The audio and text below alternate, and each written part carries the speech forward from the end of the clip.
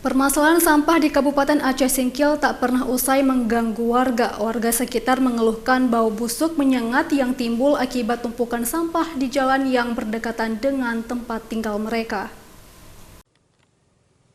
Meski sampah yang menumpuk ini telah berulang kali dibersihkan, namun lokasi ini kerap kali kembali dipenuhi dengan sampah yang menumpuk hingga ke badan jalan. Tumpukan sampah ini berlokasi di belakang terminal, Kecamatan Gunung Meriah, Kabupaten Aceh Singkil, berada pada jalan yang juga biasa dilewati warga sekitar. Sampah ini terlihat telah menumpuk, bahkan sejumlah sampah telah meluber hingga menutupi setengah badan jalan hingga kebun warga yang berada tepat di samping jalan. Selain mengancam keselamatan pengendara, bau busuk menyengat yang dihasilkan tumpukan sampah ini juga mengganggu warga. Terlebih tidak jauh dari tumpukan sampah itu terdapat perumahan warga.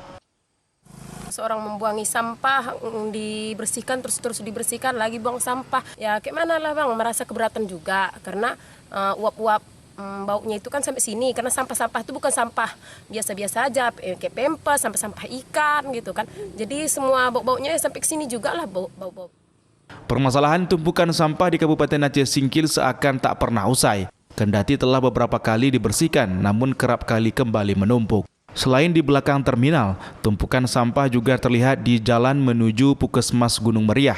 Padahal baru beberapa bulan lalu Pemda Aceh Singkil membersihkan sampah di dua lokasi ini. Warga berharap pemerintah segera mencari solusi permasalahan ini, sehingga tidak menyebabkan penyakit kepada warga yang berada di lokasi karena bau busuk yang dihasilkan sampah. Dari Kabupaten Aceh Singkil, Suparman Munte, iNews melaporkan.